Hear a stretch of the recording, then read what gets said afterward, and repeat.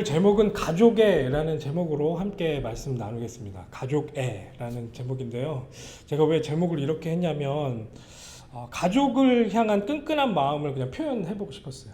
저희들 가족 하면은 굉장히 따뜻해지고 물론 이제 올바른 그런 관계의 가족들을 생각을 하면 굉장히 힘이 나는 그런 존재이기도 하죠. 우리가 인생을 살면요, 크고 작은 그런 일들이 많잖아요. 그런 크고 작은 일들이 많고 어려움이 있고 정말 외롭다고 느껴질 때도 굉장히 많이 있는 것 같아요. 이제 그럴 때마다 왜 가족을 생각하면 힘이 나냐? 가족은 항상 내 편이고 항상 나를 위해서 모든 것들을 헌신할 준비가 되어 있는 그런 관계이기 때문에 엄청난 그분들을 통해서 엄청난 위로를 느끼고 다시 힘을 내는 그런 경우가 많은 것 같습니다. 오늘 본문의 내용은요, 굉장히 쉽습니다. 이 바울이 그 전에 막 기도문이고 설명하는 것들이 그런 단어들의 조합들이 굉장히 깊이가 있어서 우리가 조금 애를 먹었던 게 있긴 한데, 이 내용은 상황을 설명하는 겁니다. 드디어. 그래서 굉장히 쉽게 이해할 수가 있어요.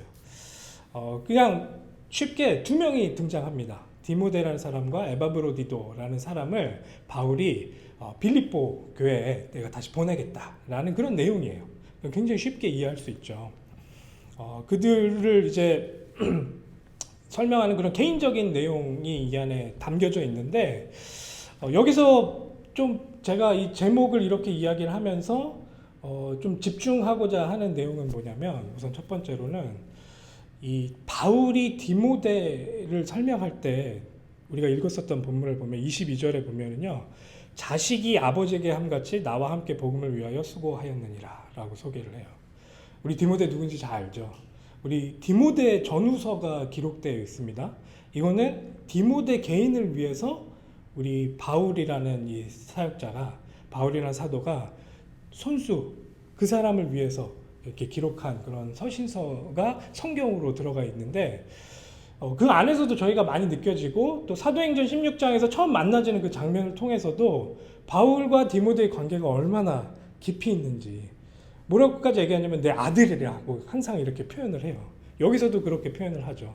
그리고 바울이 디모데를 아들로만 생각한 게 아니고 디모데도 바울을 아버지처럼 생각하고 진짜 영적 아버지처럼 그런 관계로 그렇게 서로 헌신하면서 서로 주의 일을 함께 나눴었던 그런 관계임을 지금 이 본문을 통해서도 우리가 볼 수가 있습니다. 거기서 끝나지 않습니다. 에바브로디도에 대해서 설명을 하는데, 에바브로디도의 경우에도 25절에 보면은요, 그는 나의 형제요라고 설명합니다. brother. 이 당시에 이제 이 성도끼리 서로 신자들끼리 우리는 brother and sister, 이제 brother 이렇게 불렀던 것이 여기서도 이렇게 표현이 되는 것 같은데, 진짜 이 에바브로디도를 보면서 바울은 그냥 이 사람이 뭐 굉장히 신앙심이 깊은 그런 내 주변에서 나를 많이 도와준 그런 사람입니다 라고 표현하는 것을 어떻게 강조하냐면 내 형제인 이 에바브로디도가 라고 하면서 바울은 지금 설명하고 있어요. 지금 바울은 디모데와 에바브로디도 이 두 명을 설명을 하면서 둘 다 가족에게 쓰는 그런 호칭을 쓰면서 이 두 명과의 관계를 나타내고 있고 강조하고 설명하고 있단 말이죠.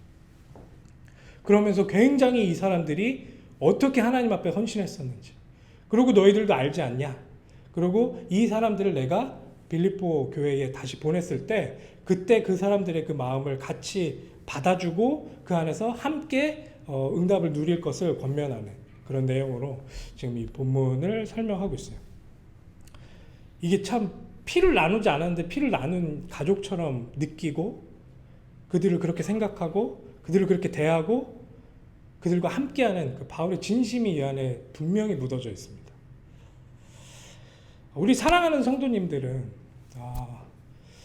저 깊은 심장으로 나보다 낮게 여기고 가족과 같이, 아니 그보다 더 뜨겁게 사랑하는 믿음의 동역자들이 있으신지 한번 생각해 보셨으면 좋겠어요.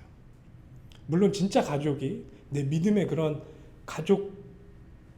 믿음의 가족으로, 진짜 가족인데 믿음의 가족으로 나한테 정말 인식되고 그렇게 그분과 관계하는 사람도 있을 수 있죠. 그리고 피는 안 섞였는데 진짜 이 믿음 안에서, 이 신앙 안에서 그 사람을 딱 생각하면 힘이 나고, 그 사람을 딱 생각하면 정말 나를 위해서 언제나 기도할 수 있고, 내가 언제나 필요하다고 했을 때 모든 걸 내려놓고 나한테 이제 탁 와줄 수 있는 그 정도의 그런 관계로서의 사람들이 분명히 우리는 신앙생활 가운데 존재할 거다라고 생각이 듭니다.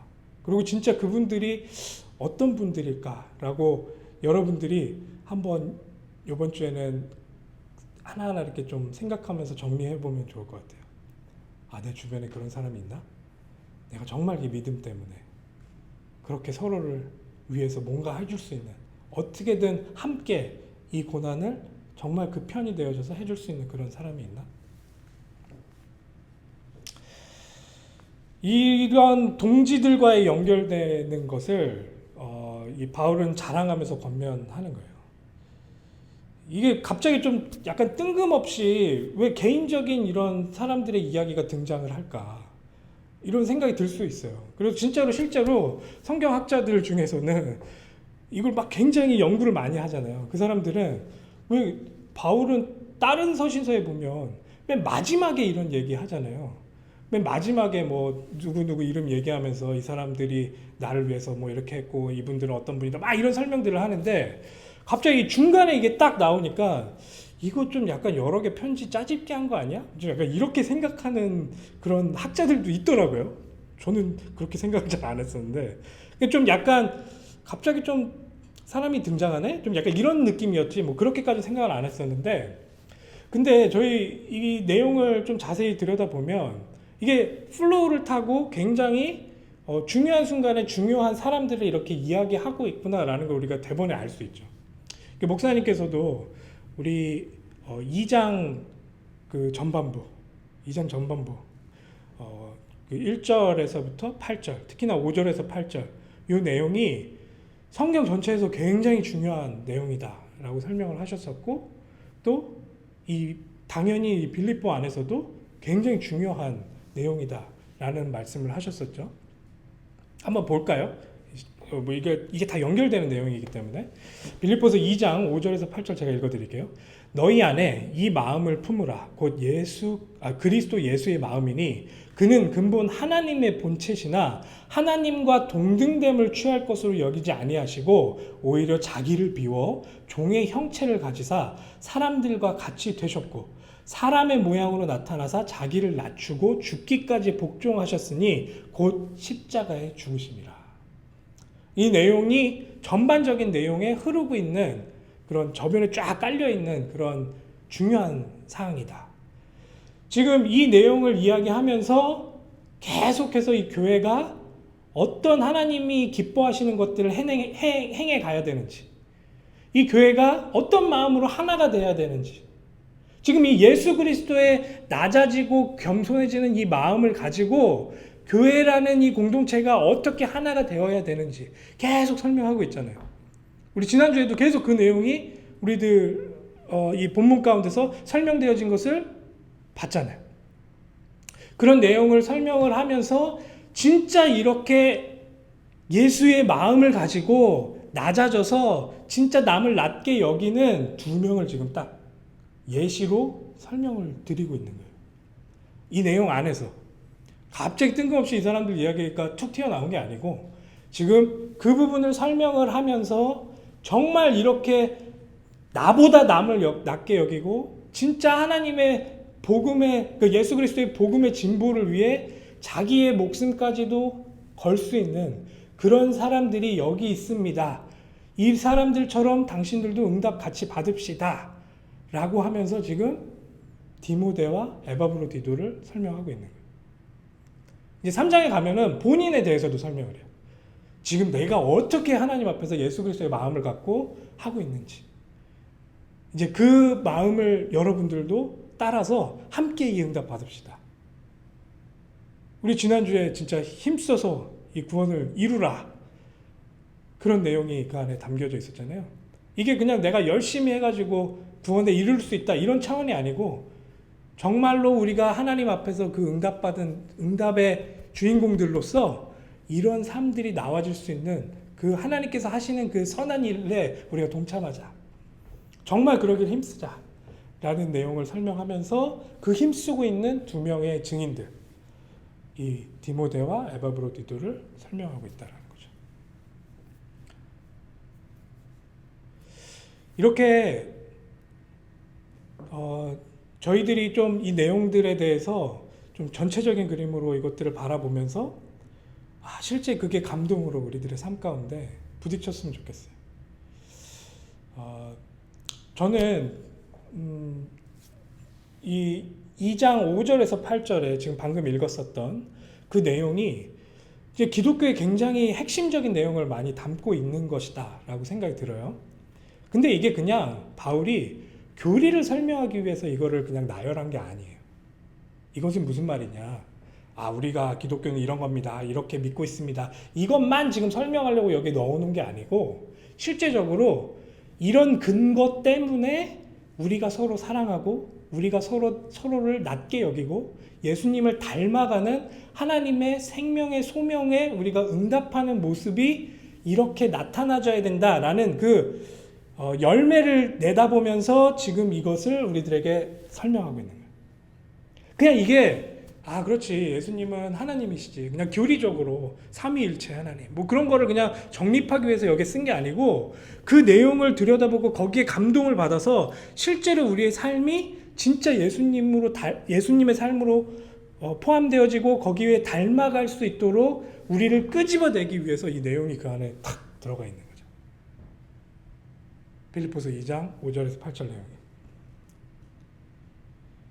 그러니까 이게 그냥 머릿속으로 진리지, 그냥 그것이 좋은 내용이지, 예수님이 그러셨지, 그냥 이런 차원이 아니고 정말 예수님이 그 모습으로 그렇게 낮아지셔서 결국엔 십자가에 돌아가시는 그 낮아지심이 그걸 통해서 하나님이 어떻게 높이셨는지, 그걸 통하여 우리들의 삶 가운데 우리의 모든 뷰가 어떻게 바뀌는지 그거를 염두하고 그거를 계속해서 우리들한테 설명하기 위해서 이런 깊이 있는 배경에 대해서, 이런 깊이 있는 근거에 대해서 지금 우리들한테 설명하고 있었고, 다시 얘기하자면 지금 이 에바브로디도와 이 디모데 같은 경우에는 거기에 감동돼서 거기에 정말 아멘 하고 응답받아서 그렇게 순종해서 그들의 삶을 그렇게 살고 있는 그런 모습으로, 증인으로 지금 이 성경 구절에 나타나고 있는 것이다라는 것이죠.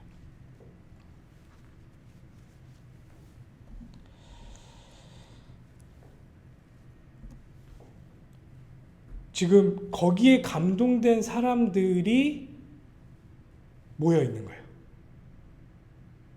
어디에? 아까 지금 설명드린 예수 그리스도가 죽기까지 낮아지시는, 그러니까 원래 하나님이셨던 분이 그거와 동등됨을 내버버리시고 인간이 되셔서, 사람이 되셔서 우리를 위해서 십자가에 죽는 그 낮아지심, 자기의 생명을 걸고 우리를 부르시는 그 부르심 가운데 응답하고 그거에 감동된 사람들이 모여있는 그 공동체가 지금 교회 공동체라는 얘기예요. 이 빌립보 공동체라는 얘기예요.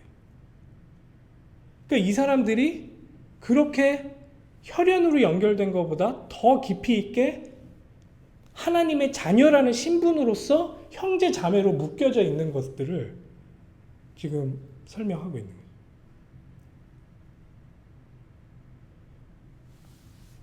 너무 식상하잖아요. 지금 21세기의 교인들한테 주 안에서의 가족입니다. 이 말 굉장히 식상해졌어요. 왜? 그 의미에 대해서 우리가 깊이 있게 생각하지도 않고 그걸 실제로 누리지도 못하고 있는 그런 현실 때문에 뭐 그렇죠. 주 안에서 가족이죠. 네네네. 그렇게 얘기하면서 서로 막 뒷얘기하고 서로 마음 아픈 그런 행동들 많이 하고, 제 주변에 이민교회에서 상처 많이 받아서 신앙을 아예 잃어버린 사람이 진짜 셀 수가 없을 정도로 많아요. 근데 그런 상황 가운데 지금 이 본문에서 다시금 우리들한테 주 안에서의 가족, 정말 이 하나님의 자녀가 된 그 신분끼리 모여서 그렇게 이뤄낸 공동체가 무엇인지, 그러면 그 공동체 안에서는 서로가 어떻게 관계하고 있는지, 그리고 어떤 응답들이 맺혀져야 하는지 지금 이 바울은 설명하고 있는 거예요. 우리가 거기에 지금 이 본문을 마주합니다. 그런 상황 가운데.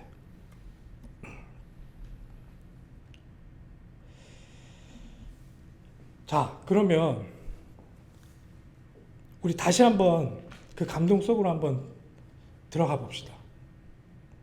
뭐 계속 지금 제가 설명을 하고 있지만 우리가 여기 왜 앉아 있는지에 대해서 다시 한번 근본적으로 생각해 봅시다. 기독교는 나의 필요를 채우고 나의 필요를 얻기 위해서 모여 있는 집단이 아니에요. 누구는 그렇게 설명합니다. 예수 믿고 천국 가세요. 예수님이 우리 천국행 티켓이 아니에요. 결론적으로는 그럴 수 있습니다. 그렇지만 예수님을 내가 이용하고 발판 삼아서 천국 가려고 예수님을 믿는 게 아니에요. 그건 잘못된 이해예요. 기독교에 대해서 지금 잘못 이해하고 있는 거예요. 우리가 어떤 상태인 줄을 하나님은 분명하게 알고 계세요. 한 개로 똘똘 뭉친 우리가 그렇지 않다라고 착각하면서 내가 하나님 되고 내가 이 모든 것들을 다 감당할 수 있다라고 생각하면서 나의 삶에 내가 주인 돼서 살아가고 있는 그런 우리의 실존을 하나님이 그냥 내버려 두신 게 아닌 사건이란 말이에요. 우리의 영혼을 좀먹는 게 있어요. 그게 뭐냐면 욕심이라는 게 있어요. 이 욕심은요, 이것도 갖고 싶고 저것도 갖고 싶은 걸 설명하죠. 어떻게 보면 그 욕심이라는 그 부분 때문에 우리가 생존할 수 있을지는 모르겠어요. 그렇지만 그 욕심이라는 것 때문에 우리 영혼이 얼마나 좀먹고 있는지, 우리 영혼이 얼마나 무너져가고 있는지 우리들 삶 가운데서 체험하잖아요.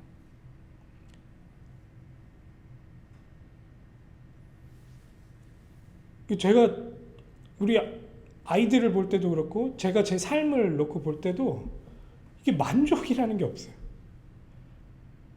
그냥 만족한다 했을 때는 그건 그냥 잠시, 잠깐 내가 이루고 싶었던 뭔가가 이루어졌을 때 잠시 만족해요. 근데 시간이 지나면 다시 뭔가 공허해져요. 이게 뭔가 채워지지가 않아요. 계속 뭔가를 또 추구하고 그게 어떤 사람들은 심각해져서 집착으로 이루어지기도 하고, 그런 인간의 모습이 우리의 삶을 내가 나를 계속 속박하면서 내가 나를 그 욕심과 이기심으로 나를 계속 망가뜨리고 있는 그런 모습이 인간의 실존이다 라는 거를 들춰내고 그 부분에 대해서 문제 제기를 하는 유일한 책이 성경책이고, 그 성경에서 그 부분에서 우리가 빠져나올 수 있는 유일한 길이 뭐냐라고 했을 때 완벽한 답으로 너희 스스로는 거기서 빠져나올 수 없으니 하나님이신 예수님이 직접 인간의 몸을 입고 우리를 대신해서 십자가에 죽으심으로, 그렇게 낮아지심으로 그 문제 가운데 있는 우리를 건져내신 사건, 우리에게 찾아오셔서 답으로 우리에게 적용되어지신 사건, 우리의 삶의 그 결핍 가운데 결핍으로 우리가 계속 힘들어하고 있는 우리의 모습을 뚫고 우리에게 들어오셔서 우리에게 모든 것들을 공급하시겠다 선언하신 그 사건, 그게 지금 십자가 복음의 사건이란 거예요. 제 친구 중에 하나가 공부를 진짜 열심히 했어요.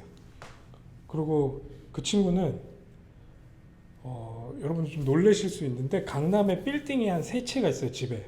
이게 뭐 그 정도면 뭐 조물주 위에 건물주라고 한국에서는 어마어마한 집안에 알짜 그런 부자 집안이죠. 이 친구 공부도 너무 잘해요. 저 경기고 나왔는데 경기고에서도 전교 1, 2등 했어요, 항상.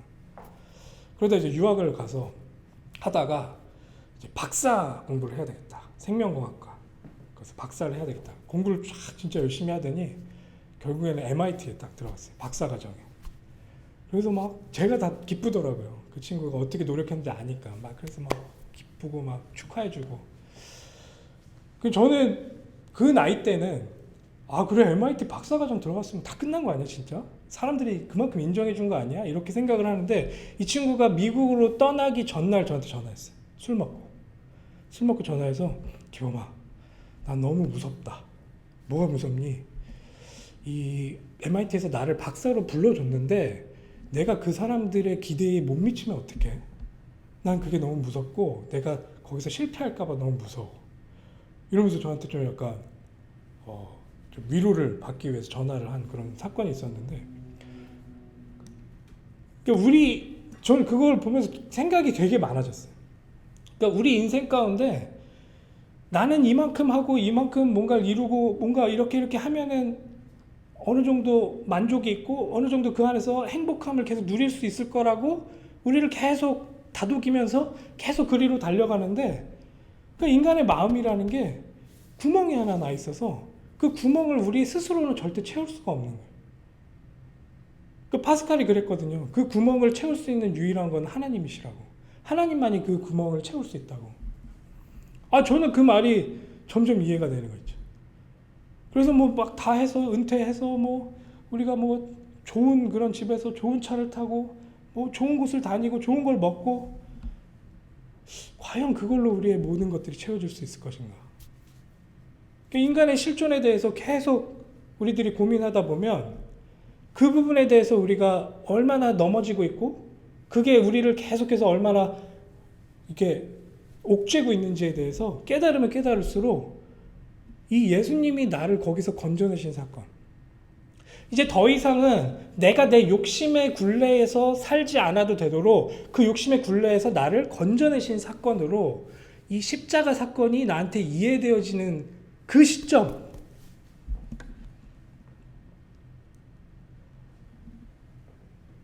이제 결핍 덩어리인 내가 이제 완전하신 그 하나님과 커넥되는 그 시점, 정말 그 하나님 안으로 들어가서 그 하나님과 함께 사는 그 시점.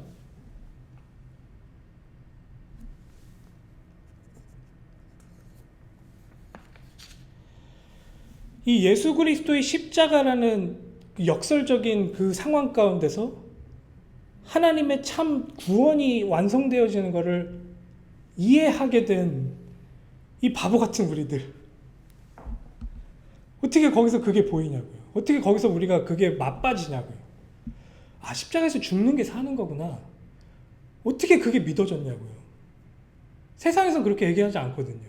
다 조롱했거든요. 다 침뱉었거든요. 유대인들은 유대인들대로 나무에 매달리는 것은 극악하게 완전하게 하나님께서 그 사람을 저주해서 마지막까지 간 저주가 그것이다 라고 생각했어요. 로마에서도 사람을 죽일 수 있는 가장 처참한 그런 형벌이 뭐였냐? 십자가 사건이었다고요. 근데 그 십자가를 통해서 낮아지신 그 예수님을 바라보면서 저게 사는 거구나 라고 깨닫는 이 어이없는 이 깨달음이 하나님으로부터 온 은혜라는 거죠. 내가 저렇게 죽는 게 사는 거구나. 내가 저렇게 죽을 때 내가 새 피조물이 되는구나. 새 창조물이 되는구나.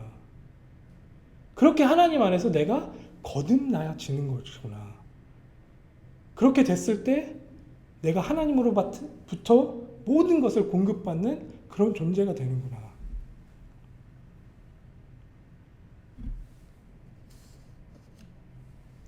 그렇게 주님과 함께 십자가에서 죽었다가 다시 살아나 거듭난 사람들이 성도인 우리들이라는 거예요. 이게 우리의 정체성이라는 거예요. 이때부터는 이제 새로운 시각으로 인생을 다시 바라볼 수 있게 되는 거잖아요. 이게 우리들한테는 법칙이 되는 거예요. 내가 그리스도 안에서 죽는 것, 이게 사는 것이구나. 내가 남을 짓밟고 올라가는 게 아니고 그 남 앞에 내가 겸손해지고 그들을 낮게 여기는 게 이 하나님의 구원에 동참해서 그것들을 내가 마음껏 누리는 그런 방법이 되는구나. 그런 방향성이 되는구나. 완벽하게 공정하신 하나님의 판단 아래서 삶을 누리게 된 하나님을 이렇게 누리게 됐고, 그 하나님을 아빠라고 부르는 그분의 자녀로 신분이 완전 내가 바뀌었구나. 이렇게 세상이 줄 수 없는 하나님의 평안을 누리며 살아가는 과정 중에 우리가 있는 거예요. 그렇게. 그런 사람들이 모여 있는 게 지금 이 공동체잖아요. 근데 삶은 만만치는 않습니다. 우리를 속이는 세력은 지속해서 우리를 환경과 사건을 통해서 계속 속여요. 십자가의 승리가 아닌 것처럼 우리를 계속해서 속여요.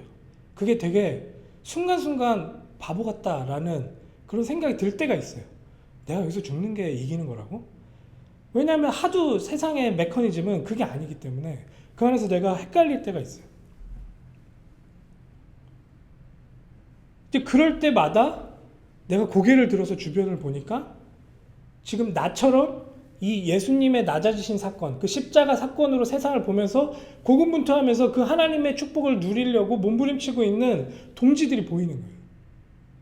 내 옆에 봤더니 정말 치열하게 그것 때문에 삶 가운데서 나를 계속 죽여나가고 진짜 하나님을 위해 하나님의 기쁨과 하나님의 평안함에 동참하기 위해 모든 것들을 희생하고 그 안에서 기쁨을 찾고 누리고 있는 그런 동지들이 지금 옆에 있는 거예요. 그 성도라 불리는 그 동지들이 내 지금 옆에서 지금 선한 싸움을 같이 싸워 나가고 있는 거예요.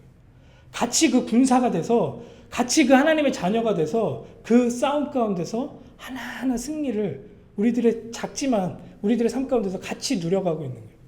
그리고 그 승리를 함께 하기 위해서 서로를 힘복도 듣고 있는 그 동지들이 옆에 있는 거예요.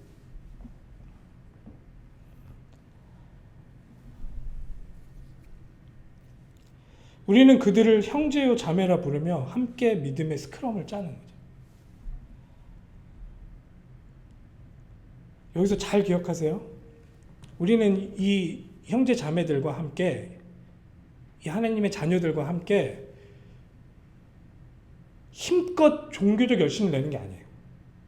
어떻게든 뭐 예배를 열심히 하고 기도를 열심히 하고 지금 힘껏 종교적 열심을 내는 것이 아니라 십자가의 통찰력으로 나를 겸손히 여기고 상대를 낮게 여기는 노력으로 우리의 구원을 함께 이루어가는 그런 과정으로 지금 이 한 팀으로서의 스크럼, 믿음의 스크럼을 유지해 나가는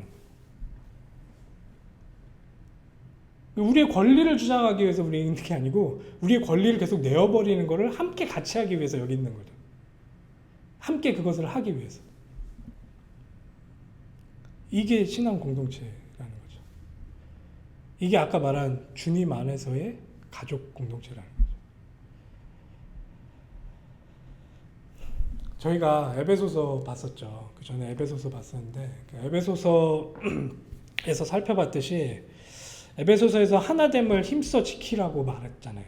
우리가 그 부분 같이 공감하면서 같이 기도하면서 읽었었는데 그게 진짜 나의 정체성이 이렇게 이걸 믿고 있는 이 하나님의 자녀구나. 예수 그리스도의 십자가 부활에 대한 그 사건이 나한테 실제적으로 적용된 그런 하나님의 백성, 하나님의 자녀구나 라는 그 정체성을 가지고 바로 옆에 믿음의 동역자들을 세워나가는 것, 그리고 함께 그 믿음을 지켜나가는 것.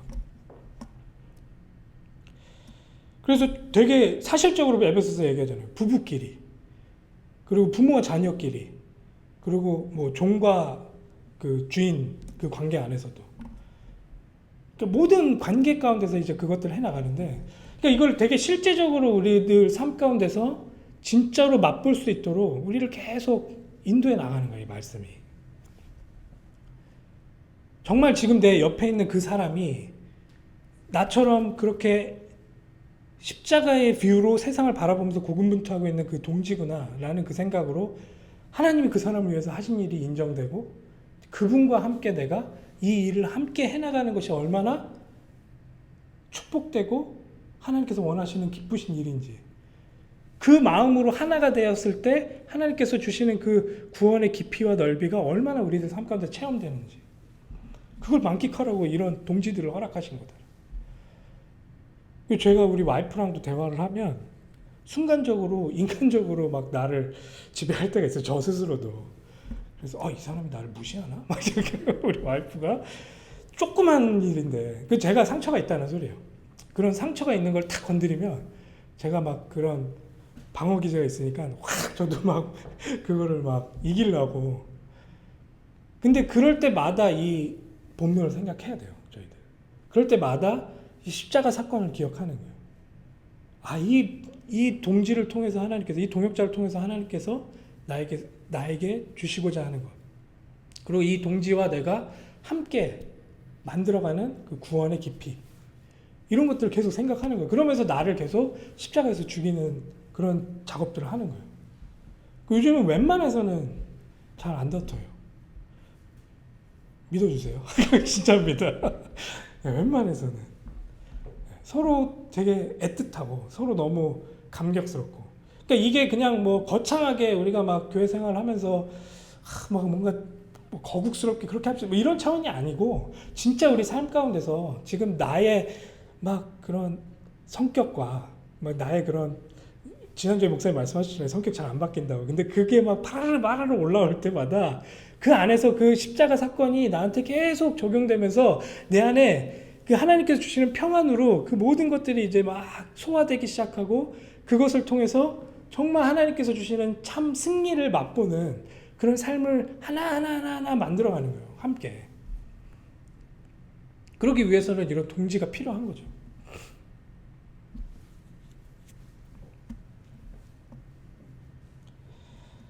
그러니까 이게 정말 그리스도 안에서 이 치열함이 있으면 이 전우애도 생깁니다. 전우애 같은 것도. 근데 치열함이 없으면 그런 게 없어요. 좀. 이게 내가 정말 십자가에 죽는 거구나 라고 하면서 내가 나를 십자가에 죽이려는 그 치열함이 없으면 아무리 옆에 있는 그 교인들이 그리고 성도가 중요합니다 얘기를 해도 그게 그렇게 와닿지 않아요. 제가 군대 있을 때 느꼈거든요, 그거.